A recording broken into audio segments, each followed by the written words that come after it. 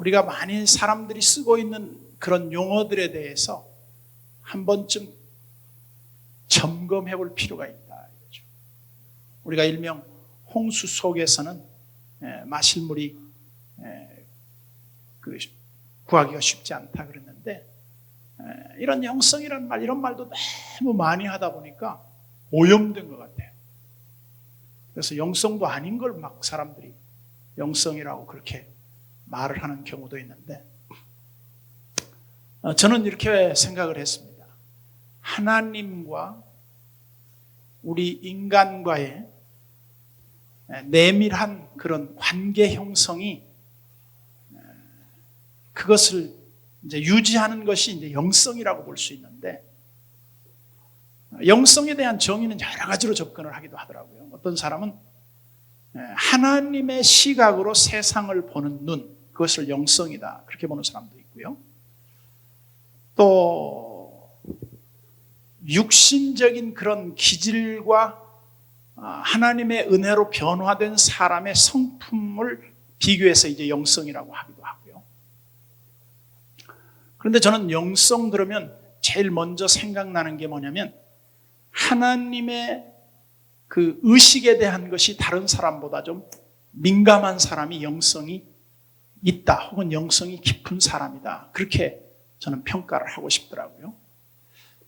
하나님이 우리를 보실 때 어떻게 보시는가, 그리고 하나님이 우리를 대하실 때 다루기 쉬운 사람인가, 아니면 하나님이 우리를 다루실 때 불편한 사람인가, 그걸 평가해보면 영성이 있는 사람인가 없는 사람인가가 이제 그 구별이 될 겁니다.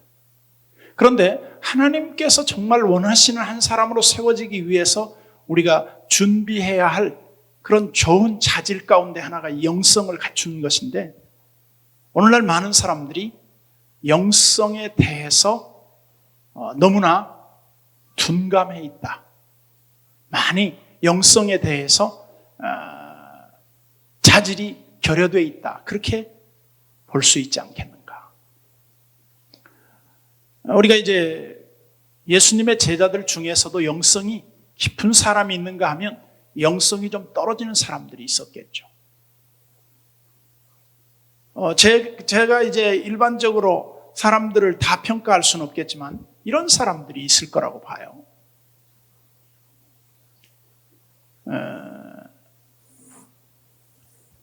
제자들 중에서 어떤 제자는 영성이 뛰어났었지만 어떤 제자는 영성이 없었을 것 같기도 해요.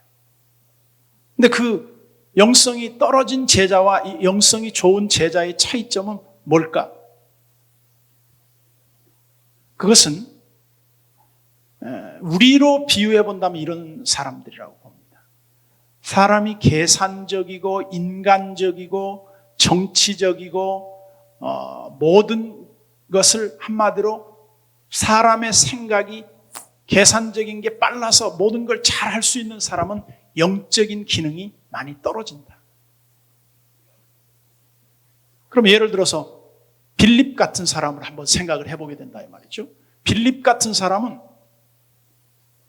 예수님께서 야, 떡이 모자란다. 그러니까 빌립은 벌써 생각이 딱 뭘로 바뀌어져요? 계산으로 가잖아요. 200데나리온의 떡을 사서 이 사람들에게 다 나눠준다 한들 이것이 얼마나 되겠습니까?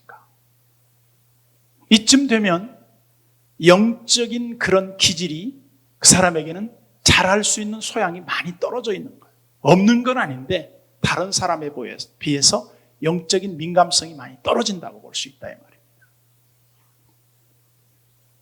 그러면 영적인 성향이 좋은 사람들을 우리가 예로 든다고 하면 어떤 사람을 들 수 있겠는가? 베드로 같은 사람도 보면 대책이 없는 사람이죠. 여러분 보세요. 베드로의 그 영성에 대해서 우리가 한번 좀 생각을 해보면, 베드로는 주님을 따르는 제자 가운데 매우 독특해요. 예수님이 날 따라오라, 그냥 모든 배와 그물을 버려두고 따라갑니다. 그러더니 하나님 앞에 정말 자기를 발견할 때는 예수님 앞에 나는 죄인입니다. 나를 떠나소서. 나는 감당할 수 없습니다. 그리고 자기 자신을 부인하지 않습니까? 영성과 자기 부인은 굉장히 민감한 관계가 있어요. 일정한 관계가 있어요. 그래서 요즘 그 한국의 리서치 기관에서 조사를 해봤더니 사람들 중에서 제일 싫어하는 사람의 제1유형이 어떤 사람이냐면 사람들 앞에 자기를 자꾸 드러내려고 하는 사람을 제일 싫어한대요. 그러면 영성은 반대적인 성향이 있어요. 자기를 다른 사람한테 드러내려고 하기보다는 자기를 조금은 감추려고 하는 거예요. 숨기려고 하는 거죠. 나타나려고 잘 하지 않는 거예요. 물론 이제 베드로 같은 경우에는 좀 성격이 적극적이어서 나서는 경향이 있었지만 베드로에게 있어서 우리가 좋은 점이 뭐냐 하면 하나님의 뜻이 주어지면 그는 물불을 가리지 않고 뛰어드는 성향이 있었다는 거죠. 그 대표적인 예가 고기 잡으러 갔는데 고기를 잡지 못했을 때 주님이 와서 그물을 오른쪽에 던져라. 그 오른쪽에 던졌는데 그물이 두 배에 가득 153마리를 이렇게 잡게 됐는데 그때 베드로의 고백은 무엇이었느냐? 누군가 주님이시다. 그 말 한마디에 그는 겉옷을 두르고 막 헤엄쳐서 나오지 않습니까? 그러니까 제자들의 성향도 보면 다 다양해요. 누군가 그렇게 보더라고요. 요한과 야고보 같은 사람은 굉장히 영성이 깊은 그런 사람이었을 거라. 반면에 이제 빌립이라든지 이런 사람들은 그런 면에서 조금 떨어졌겠죠. 근데 다 영성이 좋을 수는 없죠. 목회자들도 보면 어떤 사람은 행정가가 있어요. 행정의 은사가 있는 사람, 뭐 이렇게 준비하고 계획 세우고 그런 사람들은 기도하는 시간이 별로 많지 않습니다. 여러분 교회에서 기도시켜보면 딱 나타나는 현상이 하나 있을 거예요. 어떤 사람은 기도만 시키면 막 기도를 하고 깊이 들어가는 사람이 있어요. 근데 어떤 사람은 기도만 하면 지루해가지고 일어나서 밖으로 나가는 사람이 있어요. 그런 사람들은 영성이 딱 차이가 나죠. 뭐 조금 기도해가지고 영성의 깊이를 느낄 수 있다 그러면 영성도 아니죠, 그거는. 기도에 그 사람이 얼마나 몰입을 하고 기도를 하느냐. 요즘 아주 새로운 유행어 가운데 하나도 몰입이라는 단어를 많이 쓰더라고요. 우리가 얼마나 그 일에 몰입을 하느냐. 그래서 여기 영적인 성향, 기질 이런 것은 우리가 선천적으로 타고난 사람도 있지만 후천적으로 영성을 좋게 하기 위한 자기 개발이 필요하다면 무엇이 있을까? 그건 제가 볼 때 여러분들이 깊은 밤중에 하나님 앞에 그냥 혼자 있어 보는 시간을 많이 가져보는 게 좋을 것 같아요. 그냥 아무 누구도 없는데 혼자 앉아 있는 거죠. 제가 어느 책에 보니까 최근에 그런 글을 봤어요. 마음에 없는 기도보다는 마음이 있는 그 기도가 더 좋다. 그 말은 무슨 말이냐면 마음에 없는 말을 막 많이 하는 기도보다 정말 마음에 있는 그 마음은 있지만 말로 할 수 없는 그런 기도가 있다는 거죠. 우리가 유명한 인도의 캘커타 테레사 수녀의 이야기를 여러분들 많이 들었을 겁니다. 그 테레사 수녀가 기도를 많이 하는 사람이었어요. 근데 기도하는데 사람들은 도대체 뭘 그렇게 기도를 많이 합니까? 그렇게 물었을 때 유명한 말이 있죠.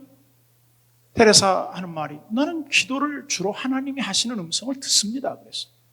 그러니까 그러면 하나님은 주로 무슨 말씀을 하세요? 그러니까 하나님도 제가 하는 말을 듣죠. 그랬어요. 그게 뭐예요? 깊은 마음에 하나님과의 대화죠. 그게 영성이라고요. 그래서 사실은 이 영성이라는 말을 5세기 그 중세 수도원 쪽에서 이게 나온 말이란 말이죠. 오늘날 같은 경우에 어떤 면에서 보면 너무나 세속화되니까 세속화가 되면 항상 교회에서는 반대급부가 나옵니다.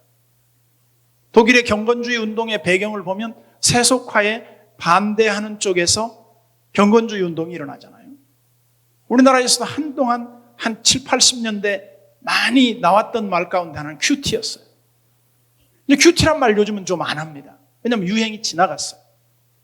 요즘에 와서는 사람들이 계속 영성, 뭐든지 다 영성을 때려 붙이는데, 영성이라는 말을 할 때에는 조금 좀 생각이 거기에 좀 들어가 있는 말이 되었으면 좋겠다는 생각이 듭니다.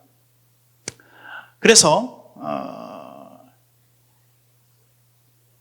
우리 개신교에서 이제 영성에 대한 관심을 가진 것은 1960년대로 이렇게 보게 되더라고요. 근데 이건 다분히 그 수도원 운동이라든지 개인 경건 운동을 펼치던 사람들에 의해서 그 영향을 받았는데, 아마 우리 한국 교회에서는 이런 부분에 있어서 적지 않게 영향을 주었던 것 중에 하나에 아마 TD일 겁니다. 이제 트레스디아스 운동 같은 경우에 보면 이제 캐드릭 쪽에서 트레스디아스라는 말이 3일이라는 말이죠. 여러분 다 아실 거예요. 근데 트레스디아스 같은 경우에 보면 그 교인들을 정말 하나님의 깊이 있는 한 사람으로 세워나가는 어떤 그런 훈련 과정이었는데, 사실 3일로 사람이 훈련이 다 될 수는 없죠. 평생을 해도 안 되는 것이 이 경건 훈련인데, 그래서 이런 영성에 대한 부분에 우리가 먼저 유념해야 할 것이 있다고 하면, 첫째는 자기를 부인하는 거죠. 여러분들이 한번 생각해 보세요. 한 사람을 하나님이 쓰실 때 잠깐 반짝하고 쓰고 사라져버리는 사람이 있어요. 근데 어떤 사람은 오래오래 쓰임을 받는데 그 사람이 그렇게 화려하지는 않아요. 그런데 계속 쓰임을 받는 사람이 있어요. 저는 한 번 반짝 쓰임 받고 그냥 폐기 처분되는 그런 쓰임이 아니라 지속적인 쓰임을 받는 비결이 무엇일까? 그것은 하나님 앞에서 자기를 항상 부인하는 영성이에요. 그게 뭡니까? 나는 아무것도 아닙니다. 우리 그리스도인들의 고백 가운데 이런 고백이 있습니다. 내 잔이 넘치나이다. 그 말은 무슨 말이에요? 나는 그릇이 작은데 하나님께서는 나를 오히려 과분하게 써주셨습니다. 겸손함이죠. 반면에 어떤 사람들은 자기를 자꾸만 드러내려고 그래요. 근데 영성에 있어서 자기를 드러내는 것은 치명적입니다. 정말 좋은 영성을 지속하기 위한 방안이 하나 있다면 지속적으로 자기를 드러내지 않으려고 해요. 숨기는 거예요. 그래서 제가 싫어하는 것 중에 하나가 뭐냐면 광고를 싫어해요. 광고. 뭐에 막 광고를 내는 거. 한 개인의 어떤 것을 광고하는 걸 싫어해요. 정말 불가피한 광고는 있습니다. 입당 예배를 한다든지 그런 건 하지만 예수 부활 그래가지고 그냥 광고 내고 자기네 교회 몇 주년 광고 내고 막 그런 거 내는 사람들이 있어요. 근데 여러분, 그런 것이 맛들이기 시작하면 그 사람은 그때부터 영향력이 서서히 떨어지기 시작해요. 한번 보세요. 총회에서 막 활동하는 사람들 한번 보세요. 잘 나간다고 하는 사람들. 교회도 잘 나가는가? 안 됩니다. 이런 말이 있었죠. 강단을 자주 비우는 사람은 그 교회 강단이 약해진다는 거예요. 한동안 우리나라에서도 기도원 운동 많이 펼쳤잖아요. 그래서 기도원을 많이 갔어요. 금식 기도도 하고 40일 금식도 하고 여러 가지 기도들을 많이 했는데 그 기도의 결과가 뭐냐면 교회가 약화되더라는 거예요. 그래서 나중에는 어떻게 합니까? 그 교회 강단 위에 엎드려 있는 시간이 많아지기 시작한 거죠. 여러분들이 들어서 아시겠지만 미국의 뉴욕 장로교회 이영희 목사님 심무하시던 교회, 그 교회가 문제가 이제 생겨가지고 결국 목사님이 인터넷을 떠들썩하게 하고 사임을 했죠. 그 다음에 후임자를 구하는데 사람들이 후임자를 누구를 구할 것인가 굉장히 고민을 했어요. 근데 그 후임자가 이제 안 목사님이라는 분이 오셨는데, 제가 작년에 거기 가서 청년회 집회를 인도하고 왔는데, 거기서 그 목사님을 구할 때 사람들이 물었대요. 목사님 특기가 뭡니까? 그렇게 물으니까 예, 저는 주로 강대상에 엎드려 있는 게 제 주특기입니다. 그래서 그 말 한마디에 장로님들이 됐습니다. 목사님, 우리 교회 오십시오. 근데 그 교회가 지금 많이 부흥됐습니다. 영성과 그 개인의 경건과 그 교회 그 강단이 기도로 늘 충실하게 준비된 교회들이 강해요. 이건 하나의 우리가 새로운 하나의 패러다임이라고 볼 수도 있어요. 왜냐하면 사람들이 다 떠나니까. 왜냐하면 너무 분주하고 바쁘니까 강단에 지켜있을 시간이 별로 없는 거죠. 근데 여러분들이 강단에 엎드려서 누구도 만나지 않고 그냥 엎드려 있는 사람이 있다고 생각을 해보세요. 전대용 목사도 그런 말을 했죠. 강대상에 엎드려서 기도로 그 방석을 적실 수만 있다고 하면 한국 교회는 다시 일어날 것이다. 근데 이론적으로 알지만요, 이거 쉽지 않아요. 누가 그렇게 할 수 있습니까? 바빠서 시간이 없어요. 앉아 있을 시간이 없어요.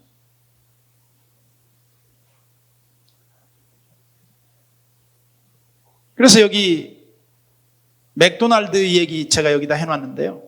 이 책은 제가 어디서 봤냐면 하나님의 그 사역을 분별하라, 자신의 은사를 그 분별하는 그 책이 있는데, 내가 그랬어요. 그 책을 보면서 너무 책에 감동받고 은혜를 받았어요. 최근에 나온 책이죠. 근데 그 책을 보면서 제가 이렇게 말했어요. 이 책은 평신도들은 보지 마라 그랬어요. 왜냐하면 너무 목회자들에 대한 스스로 비판의식이 너무 커질 수 있는 위험성 때문에 제가 평신도들은 보지 말라 그랬어요. 근데 이거 목회자들은 한번 볼 필요가 있다. 왜 봐야 되느냐? 목회자들의 자기 성찰서적이 되기 때문에 목회자는 한번 봐야 된다. 그래서 사역을 분별하는데 어떤 말을 했냐면, 거기 이제 이 맥도날드의 말을 인용했는데 거기에 이렇게 말을 했어요. 하나님을 기쁘시게 해드리기는 쉽지만 만족하게 해드리기는 어렵다. 그러니까 기쁘시게 해드리는 수준은 최저 수준이라고 보는 거예요. 예를 들면 목사가 상식적이고 적어도 그만한 목사면 괜찮다고 할 정도 되면 어느 정도 하나님을 기쁘시게 하는 사람은 돼요. 근데 거기에서 한 발짝 더 나가면 어떻게 되느냐? 하나님을 감동케 하고 하나님을 만족해 하는 사람이 되는 거죠. 요즘 그 일반 기업들 광고에 보면 한동안 그렇게 광고를 했잖아요. 고객 만족도, 고객 만족도를 높이는 그런 기업을 만들자. 그러다가 나중에는 고객을 감동시키자. 현대인들의 특징이 뭐냐면요, 감동받고 싶은 거예요. 감동이 필요한 시대예요. 지금은 누군가 어떤 사람이 설교를 했을 때 그 설교자가 지식이 모자라서 은혜가 안 되는 사람은 별로 없어요. 그 사람의 설교가 끝났을 때 내 영혼에 잔잔한 감동이 남아있느냐 하는 거죠. 그러니까 지식적인 게 아니에요. 그것은 영적인 거기 때문에 내 내면에 영적인 감동으로 그것이 다가오느냐 다가오지 않느냐는 것은 굉장히 차이가 많죠. 그리고 최근에는 이제 기업들이 어떻게 나가느냐 하면, 이제 소위 지금은 기업들이 캐치프레이즈로 내걸고 있는 게 뭐냐면 소위 윤리 경영을 내세우고 있습니다. 그것은 역사와 시대 앞에 그 회사가 존재하면서 어떠한 이념과 사고를 가지고 기업을 운영해 갔느냐. 물론 이건 다분히 기독교적이죠. 여러분들이 그 좋은 책 가운데 하나는 좋은 기업에서 위대한 기업으로, 그리고 기업의 8가지 그 특징, 그 책은 여러분들이 한 번씩은 볼 필요가 있어요. 그것과 우리 기독교의 이 교회와의 관계를 한번 어떻게 그 접근을 시켜볼 수 있느냐. 좋은 기업의 8가지 습관 같은 경우에 보면 이런 면이 없지 않죠. 그 미국의 머크 회사 이야기 여러분들 많이 들었을 거예요. 미국의 머크 회사의 그 회사 이념이 뭐였냐면 제약회사가 존재하는 이유가 뭔가 이거죠. 제약회사 존재 이유가 인류를 건강하게 그리고 모든 사람들을 질병으로부터 구해내는 것이 자기 회사가 돈 버는 것보다 더 앞서야 할 중요 가치라는 겁니다. 그게 윤리 경영의 핵심이죠. 그런데 그 회사에서 제약회사가 개발한 약이 뭐냐면 아마 그 결핵 퇴치약인가 그랬을 겁니다, 처음에. 근데 그 약을 개발을 했는데 이 약을 제일 필요로 하는 나라는 어디냐면 일본이었어요. 전후에 너무 이제 가난하고 어려우니까 일본 사람들이 이 약이 필요했지만 정작 일본 사람은 그 약을 비싸서 사 먹을 수가 없어요. 그래서 이제 그 제약회에서 이제 회의를 하는 거죠. 야, 우리가 이 약을 가지고 있는데 정말 필요로 하는 사람은 이 약을 먹을 수가 없다는 거다. 그러면 이 약을 우리가 어떻게 할 것이냐. 그래서 그들이 회의 결과 무료로 약을 줍시다. 그래서 미국에서 한마디로 무료로 약을 주었습니다. 머크 회사가 일본에 최초로 무상 지원을 하게 되죠.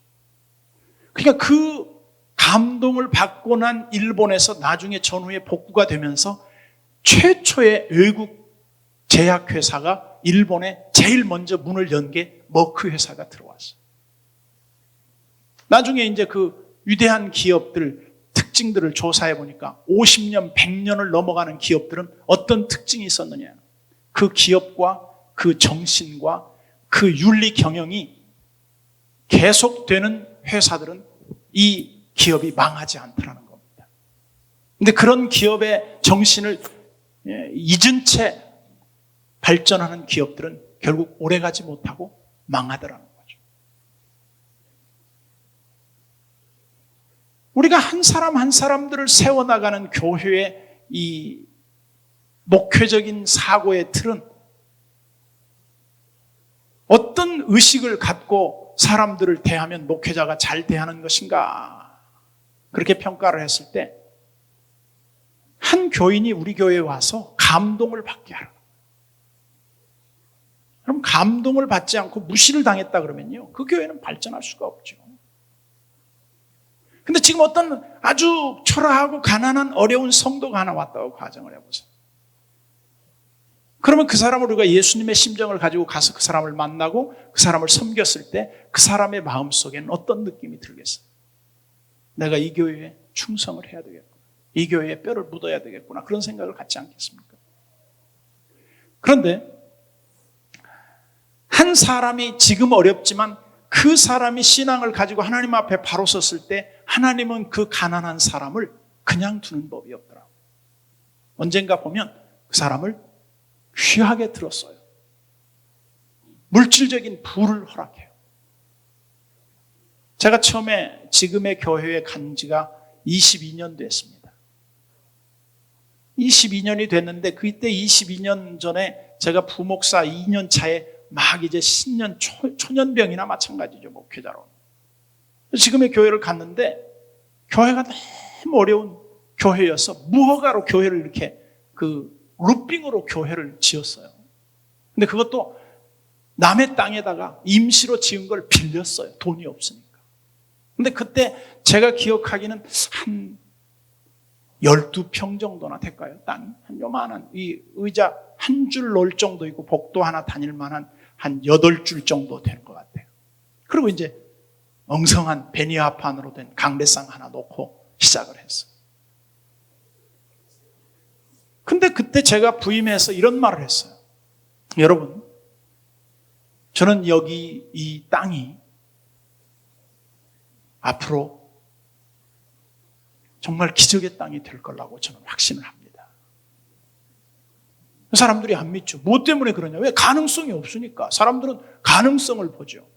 근데 이제 우리 목회자들은 믿음이 있고 비전이 있고 나름대로의 어떤 자기 꿈이 있잖아요. 그런데 그 말을 하니까 사람들이 믿지 않았는데 왜 거기가 발전의 중심지가 될 거라고 저는 생각을 했냐면 이 척박한 곳에 십자가가 세워졌다는 데 대해서 나는 꿈을 가졌어요. 거기 십자가가 없다고 하면 아무런 비전이 없는 것이죠. 그래서 그 십자가 밑에 우리가 무릎을 꿇고 새벽마다 기도하기 시작했죠. 2달 만에 신도시 발표가 탁 났어요. 저는 이렇게 말합니다. 어디가 좋다 해서 쫓아다니는 사람들은 성공할 가능성이 별로 없어요. 나는 내가 있는 자리에 승부를 걸겠다. 난 여기에서 하나님의 축복을 나는 오게 하고야 말겠다. 변두리 땅이지만 나는 이 땅을 중심으로 내가 만들어버리겠다. 희한한 일이 일어날 겁니다. 한번 그런가 안 그런가 여러분 보세요. 사람들이 막 신도시 발표되면 막 깍지 사서 그쪽에 가서 자기 목표 한번 성공해버리라고 막 얼마나 몰려다닙니까? 그렇지만 저는 그럴 돈도 그럴 능력도 없었기 때문에 저는 한쪽에 쭈그리고 앉아서 하나님의 은혜 부어주시기만을 기다리면서 그냥 엎드려 있었어요. 2달 만에 발표가 났지만 저희 교회로 봐서는 그 땅을 종교부지를 받을 수 있는 여력이 없어요. 왜? 교인도 없고 돈도 없고 이 가난한 사람들이 무슨 종교부지를 분양받습니까? 못 받는 거죠. 정말 저는 그때 이런 생각이 떠오르더라고요. 인천 앞바다에 사이다가 떴어도 곱보 없이는 못 먹는다고 말이죠. 아니, 종교부지가 나왔는데 돈이 있어야 이 혜택을 누리죠. 나는 아무것도 없는데 뭐 어떻게 해요? 그때가 1990 아마 2년도쯤 됐나 모르겠습니다.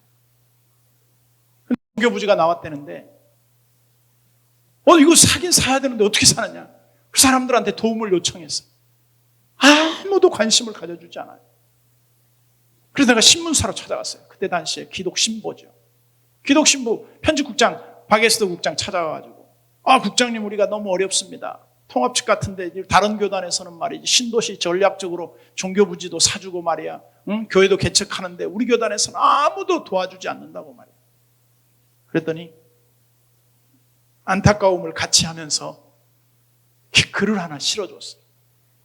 그래서 젊은 목회자 꿈을 가지고 무릎으로 지금 맨 땅에 이렇게 엎드려 있는데 우리의 도움이 필요하다.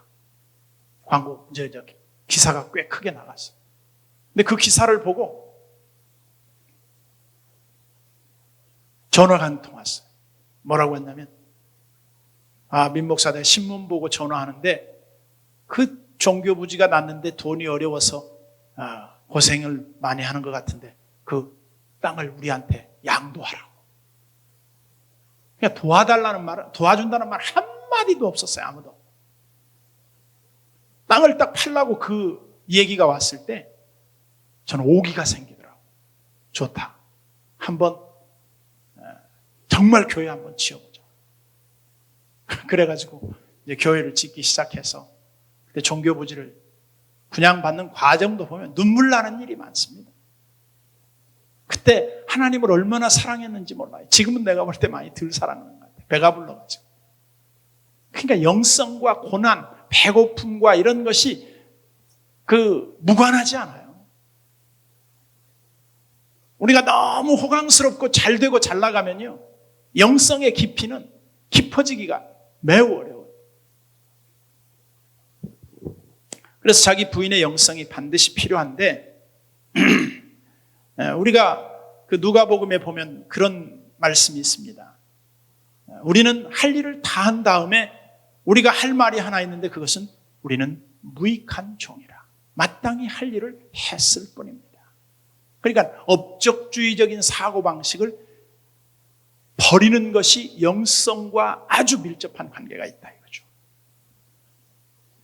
그래서 첫째로 의무를 다하되 권리를 주장하지 마라. 우리 동네에 이런 일이 있었습니다.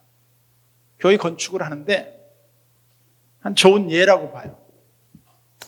제가 이제 교회 가서 이제 그렇게 땅을 사고 조립식으로 건축을 했는데 한 6개월 지나니까 사람들이 한 20명씩 막 매주에 오는 거예요.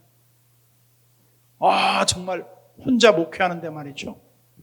정말 기쁘더라고요. 교인이 막 계속 오니까. 아파트 입주하고 나서 말이죠. 그런데 문제는 뭐냐? 그렇게 이제 6개월 만에 사람들이 막 오는데 그 1년 안 가서 빚을 다 갚고 또 땅도 제법 이제 땅값 갚고 이제 건물값 다 갚고 한 2억인가 돈이 흑자가 되더라고요. 내 생전에 2억이라는 돈을 현금으로 가진 건 그때가 처음이에요. 통장에 2억이 딱 있는데요. 얼마나 크게 느껴지는지 몰라요. 그러니까 우리 교인들이 이제 조금 숨 쉴만 하니까 목사님 은퇴비도 준비를 해야 되고 퇴직 자금도 넣어야 되고 그러면서 막 통장을 만들더라고요.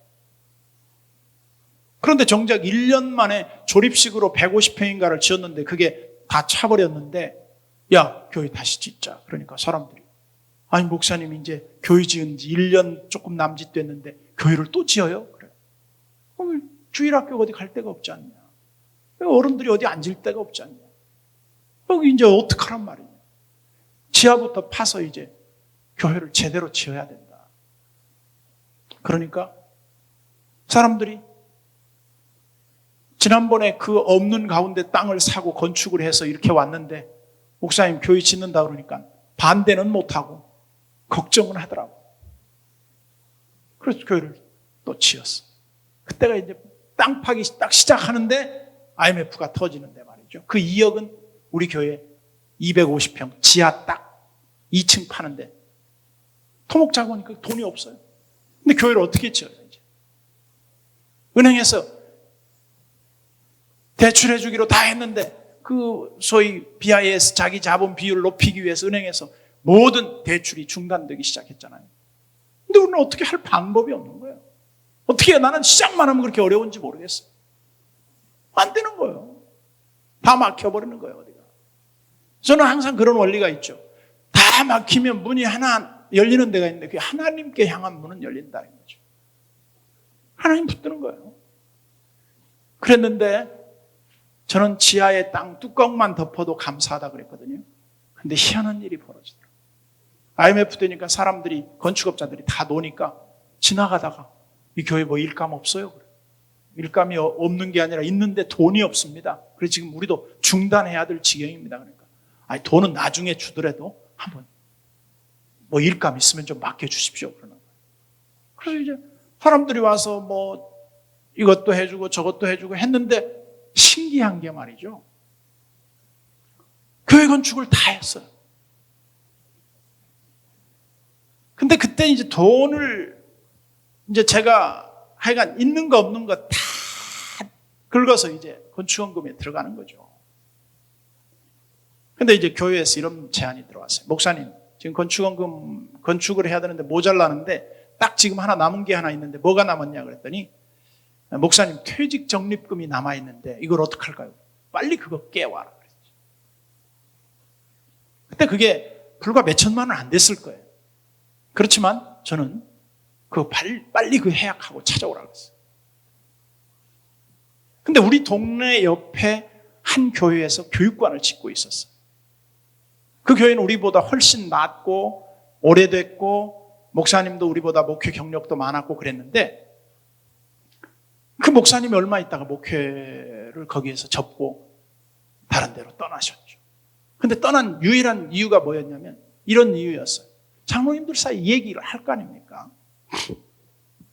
그래서 우리 목회자들은 앞으로 남고 뒤로 미치는 장사가 있고 장사로 비교한다면 앞으로 미쳤는데 뒤로 남는 장사가 있는데 그게 뭐냐?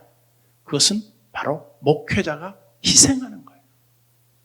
목회자가 희생하고 목회자가 자기를 오히려 부인하고 자기 자신에 대한 것을 오히려 더 낮추는 거죠. 그러니까 이런 예입니다. 우리 교회 건축을 하는데 비용을 모자라니까 내 거 퇴직적립금을 해약하는데 나는 그걸 그냥 건축원금으로 들여버렸다고요. 근데 그쪽은 더 넉넉하고 여유로운데 그 퇴직적립금을 그동안 적립식으로 해놓으니까 그걸 해약하면 손해가 많이 나잖아요. 근데 목사님이 이렇게 말했어. 야, 그거 해약하면 손이 만만하게 손해가 많이 날 텐데 그 해약금은 그 손비 처리금을 나한테 그 해결해 줄 거냐? 그렇게 이제 물었단 말이죠. 그때 교인들의 마음이 돌아서 우리 목사님 다른 사람들한테 희생하라고 하면서 목사님은 희생할 줄 모르는구나. 그러고 나니까 어떻게 돼요? 사람들이 등이 딱 돌리는 거죠. 결국 목사님은 그 교회에 사임을 했어요. 우리가 볼 때 아무것도 아니지 않습니까? 교회 형편 나아지고 교회 부흥되면 어련히 알아서 교회에서 목사님들 노후 대책을 세워주겠냐 이거죠. 근데 그 몇 푼 안 되는 것 때문에 정말 큰 것을 작은 것 때문에 놓쳐버리는 경우가 있다. 난 그걸 보면서 좀 안타까웠어. 아마 그들이 이 얘기를 했을 거예요. 우리 목사님은 그거 그냥 가져오라 그랬는데 해약금 할 때 손에 나는 그 액수를 나중에 보상해 줄 거냐 그런 말 묻지도 않았는데 3번 그렇게 했습니다. 3번. 한 번도 나는 그걸 아까워하지 않았어. 바로 깨라. 왜? 우선 교회가 지금 급한데 무슨 노후 대책이 필요하냐. 노후는 하나님이 책임져 주실 거니까 걱정하지 말고 빨리 그거 깨갖고 와라. 그러니까 교인들이 비교가 될 거 아니에요. 그 목사님은 그랬다는데 우리 목사님은 좀 그런 거에 대해 욕심이 없어. 욕심이 없으면요 사람들이 오히려 더 챙겨주고 싶습니다. 아주 자기 철저하게 욕심내고 자기 몫을 챙기려고 그래보세요. 그러면 사람들이 벌써 딱 마음이 떠나요. 아, 우리 목사님은 너무 욕심이 많아. 나도 욕심이 없는 건 아니죠. 있지만은 우선 그게 더 중요하다고 보니까 다른 걸 포기했던 거에 불과한데 사람들은 이렇게 말하는 거예요. 우리 목사님은 돈에 대해서 욕심이 없어. 나라고 왜 돈에 대해 욕심이 없어요? 다 있죠. 그렇지만 다른 사람에 비해서 상대적으로 욕심을 좀 덜 부린다는 얘기겠죠. 그래서 이 영성이라고 하는 것은 이 물질적인 거하고도 또 항상 반비례되는 경우도 있어요. 여러분 돈이 많으면요 교회가 영역이 떨어져요. 여러분 교회가 언제 시험 들어요? 빚이 있을 때 시험 들잖아요. 돈이 많이 있고 재정부장을 서로 막 맡으려고 그럴 때는 교회가 어려워요. 근데 교회가 돈이 없고 재정부장을 서로 안 맡으려고. 왜? 빚이 많으니까 그 맡으면 힘드니까 안 맡으려고. 그런 교회라야 오히려 기도거리가 있고 시험거리가 오히려 적다 이거죠. 그래서 성도들도 그래요. 자기 의무를 다하되 책임을 다하되 의무를 주장하지 않으면 사람들과의 갈등 관계가 없어요. 그런데 책임은 하지 않으면서 교인의 의무, 장로의 의무, 당회의 의무, 권리 이런 거 찾으면요 교회가 은혜가 안 되죠. 그리고 이제 십자가의 영성이라고 볼 수 있는데 자기 자신을 부인하고 감추라는 겁니다. 그래서 이런 영성에 대한 부분은 너무 여러분들이 홍수처럼 많이 들어가지고 그렇게 신선한 의미로 다가오지 않을 수 있을 거예요. 그렇지만 우리가 몇 가지 그 영성에 도움되는 것 가운데 3번째로는 그 자발적 태도인데요. 제가 우리 교인들한테 훈련하면서 이런 말을 했습니다. 무엇을 시켜서 하는 것과 내가 필요해서 하는 것은 굉장히 차이가 있어요. 제가 교회를 처음에 건축했을 때 조립식으로 지었는데요. 이렇게 지었어요. 교회를 짓는데 돈이 없으니까 땅 사는데도 돈이 60%가 안 돼서 시로부터 분양을 못 받았는데 사용만 승인을 받았죠. 근데 그때 교회를 어떻게 지었냐면 이 트러스 걸고 조립식으로 그 판넬 얹고 창문을 그냥 이렇게 둥그렇게 파내고 그 다음에 거기 유리창을 할 수 있는 돈이 없으니까 비닐을 갖다가 스티프카로 이렇게 붙였어요. 겨울인데 그때 성탄절 앞뒀는데 우리는 이제 성탄절 이전에 빨리 우리 교회 나가자 그래가지고 바닥은 그냥 콘크리트 미장도 하는 콘크리트 바닥이에요. 그런대로 이제 이사를 하는데 그 마음이 얼마나 기뻤는지 몰라요. 근데 이제 바람이 한번 슉 불면 비닐이 확 떨어져 버리는 거죠. 그럼 어때요? 베니아판 갖다 대고 막대기 같은 걸로 눌러놓는 거예요. 그래도 얼마나 감사한지 말이에요. 왜냐하면 우리는 그동안에 우리 건물이 없었으니까 건물이 생긴 그 감격이 너무 크더라고요. 그래서 이제 교회가 그렇게 세워져 나가는데 이제 교회 돈이 없다 보니까 이제 천정 이걸 못 하는 거예요. 이제 텍스를 못 붙인 거죠. 이렇게 그냥 창고처럼 위에가 다 보이는 거예요. 그러니까 어떤 사람이 저한테 이렇게 말했어요. 목사님, 교회가 너무 창고 같은데 저 천장만큼은 아무래도 해야 되지 않겠습니까? 그래서 그거는 집사님이 저 천정을 하라고 하시는 하나님의 음성으로 안다. 집사님이 그거 맡아서 텍스를 붙여라. 그때 돈으로 아마 한 400만 원 했을 것 같아요. 근데 큰 돈이었어요. 자기가 했어요. 또 어떤 사람이 내 옆에 지나가다 그러더라고요. 목사님, 여기 교회 이 계단이 너무 위험한데 이 계단 좀 해야 될 것 같습니다. 집사님이 그거 한 100만 원 드는데 계단해. 나중에는 야, 임 목사님 옆에 가지 마라. 너희들 다 죽는다 이거야. 죽긴 뭘 죽어. 그렇게 했던 사람들이 결과적으로 어때요? 다 잘 되는 거예요. 왜? 그런 마음을 주시고 하나님의 일에 우리가 자발적으로 나서는데 하나님이 그 사람들을 그냥 나 몰라라 하시지 않는다고 말이죠.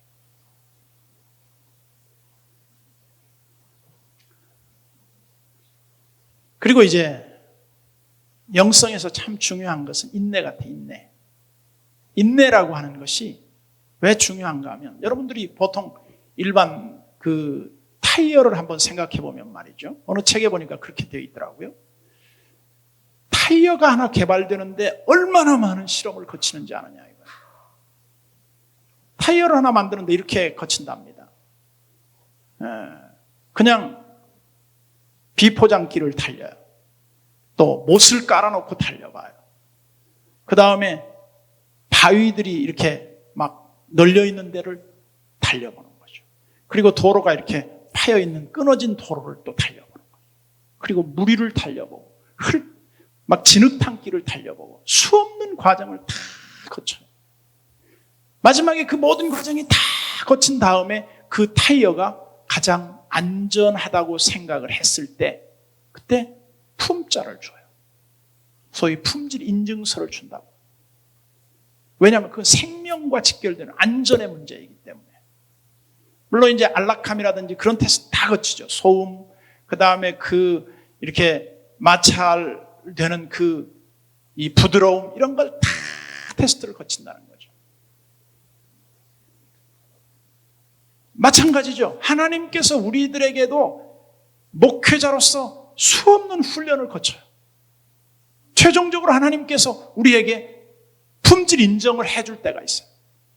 근데 그 품질 인증에 가장 많은 시험 과목 중에 하나가 뭐냐면 어려움 가운데서 어떻게 인내하는가 하는 거죠. 유혹에서 어떻게 인내하는가. 많은 악조건 속에서 그 사람이 어떻게 그것을 견뎌내는가 보는 거죠. 신앙은요, 수없는 시간에 우리가 견딤이 필요해요. 그 인내의 영성이 필요해요. 여러분, 인내라고 하는 건 왜 중요한 줄 압니까? 믿음이 없이는요, 인내할 수가 없기 때문에 그래요. 어려운 일을 당하는데 그걸 어떻게 극복해내요? 믿음이 있어야만이 극복을 할 수 있죠. 근데 영성이라고 하는 것은 하나님을 너는 어떻게 신뢰하느냐 이거죠. 적어도 하나님에 대한 신뢰에 내 신앙에 있어서는 나는 하나님을 이런 하나님으로 믿습니다. 그렇기 때문에 비를 맞고 거기 서 있는 거예요. 서 있는데 어때요? 하나님이 거기에 나타나십니다. 영리한 사람들은 어떻게 생각해요? 비도 오는데 하나님 나타나지 않고 그러니 가야 되겠다고 가버리는 거예요. 근데 그때 하나님이 늦게 오신다고. 여러분 잘 아시겠지만 사울 왕이 사무엘을 기다리는데 제사를 드릴 시간은 되고 백성들은 흩어집니다. 그때 사울 왕은 자기가 제사를 드려요. 근데 거기에서 사울 왕이 실격을 당하는 거예요. 여러 가지가 있지만은 우리는 실제로 우리가 어떤 뜻을 두고 그것을 이루어지는 과정에서 인내할 수 있는 힘은 뭐냐면 하나님을 온전히 믿지 않으면 인내할 수 없어요. 기다릴 수가 없어요. 그러면 이제 우리가 기다릴 때 그냥 가만히 앉아 있는 거냐? 그렇진 않죠. 기다림은 적극적 행위예요. 그리고 이제 신앙생활의 많은 부분 가운데 하나도 이런 부분이 있습니다. 내가 지금 여기에서 어떻게 해야 할 줄을 모를 때 어떻게 할 것인가? 근데 한 걸음만 내디디라는 거죠. 믿음으로 한 걸음만 내디디라는 거예요. 많이 걷지 말고, 좋습니다. 난 여기서 한 걸음만 더 나가는 거예요. 나머지에 대한 건 몰라요. 아브라함도 우리가 그 신앙의 그 특징을 보면 뭐냐면 갈 바를 모르고 나갔잖아요. 어떻게 될 거다. 우리가 예측하지만 그대로 됩니까? 안 되죠.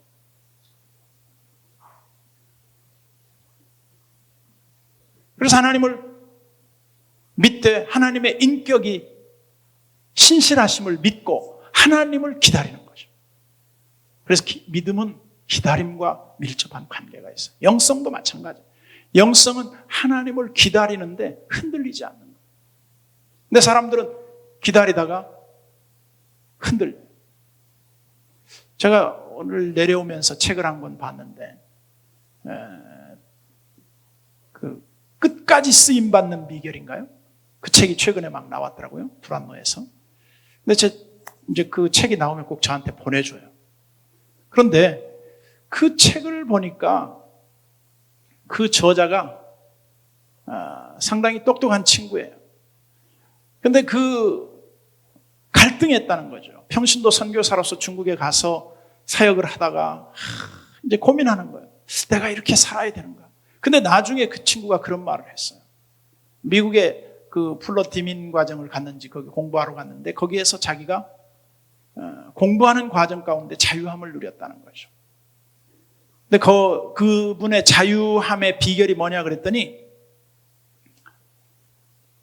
하나님께서 자기가 하는 어떤 일에 대한 의심이 많았었는데 나중에 보니까 하나님이 나를 여기로 인도했구나 하는 것을 확신할 수 있는 어떤 응답을 주셨다는 겁니다. 우리 신앙생활에 있어서도 하나님에 대한 신뢰가 강하면 강할수록 흔들리지 않아요. 근데 영성이 좋은 사람은 하나님의 인격에 대한 부분을 의심하지 않아요. 근데 영성이 약한 사람일수록 어때요? 뭐 하면 자꾸 넘어지죠. 왔다 갔다 하는 거예요. 뭐 비슷비슷한 얘기입니다. 그 다음에 이제 절제 쪽인데요.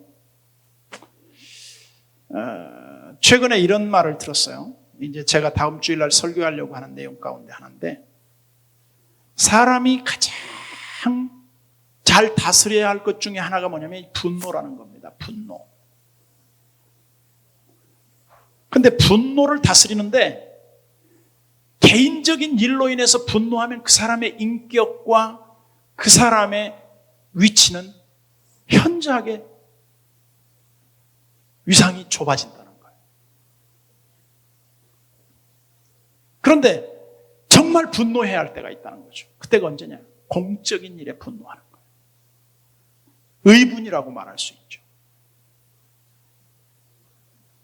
그래서 우리가 어지간히 자기 개인적인 것에 손해나는 것 때문에 분노하는 것은 좋은 태도는 아니라는 거죠. 영성과 이 태도는 밀접해요. 그리고 이제 무엇보다도 중요한 것은 고난입니다. 고난. 많은 사람들이 그 인격의 그릇이 커지는 비결이 하나 있다면 그것은 고난이에요. 여러분, 하나님이 축복하실 때 나는 어떤 특징을 가졌는가 이렇게 한번 살펴봤더니 이런 특징이 있더라고요. 한 사람을 하나님이 축복하실 때 그냥 쫙 일사천리로 축복하지 않아요. 그 사람을 하나님이 축복하는데 어느 부분에 축복을 했다가 조금 어려움을 겪는 과정을 반드시 또 겪게 해요. 왜? 그것은 하나님 앞에 자기를 굴복시키는 거죠. 잘난 척하지 못하게 하는 거죠. 하나님이 아마 제일 싫어하는 사람 중에 하나가 잘난 척하는 거죠. 교만한 거예요. 근데 그 교만의 틀을 깨뜨리는 유일한 비결이 뭐냐면 고난 받을 때는요, 잘난 척할 수가 없어요. 엎드리는 거죠. 그때 영성이 깊어지죠.